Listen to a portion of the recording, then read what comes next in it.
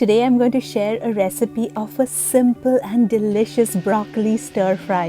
And if you dislike broccoli, maybe this recipe may win you over. Let's get started. I'm using a medium-sized broccoli head and I'm going to try to cut the florets in approximately equal sizes so that they cook evenly.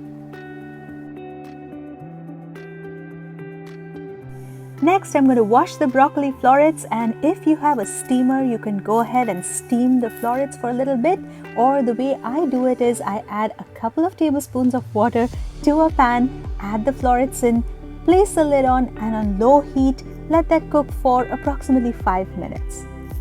And while that's happening, let's make a quick dressing. Use half a tablespoon of a good quality low sodium soy sauce like the Kikkoman brand or any other, and use 1 teaspoon of white vinegar. We'll also add a pinch of black pepper powder and a pinch of or a lot of garlic powder. You can also add crushed garlic if you wish. Mix that thoroughly and set that aside. Now let's check on our broccoli florets. I like the florets to be slightly crisp. You can cook it to the consistency that you like. That crispness gives like a nice bite, a nice texture to it. That looks good. Let's move all the florets to one side and add some salted butter. Broccoli tastes so good when it's slightly sauteed in salted butter.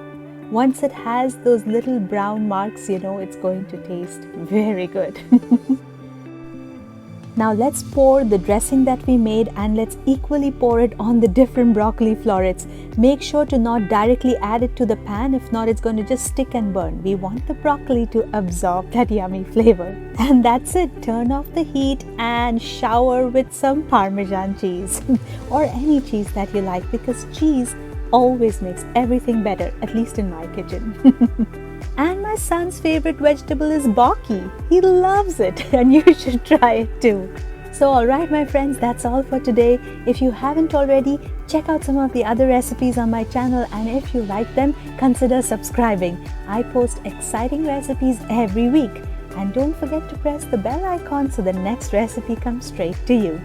If you're on any of these different social media sites, I would love it if you follow me. And for written recipes, you can always visit my blog. All the links are in the description. Alright then, bye-bye.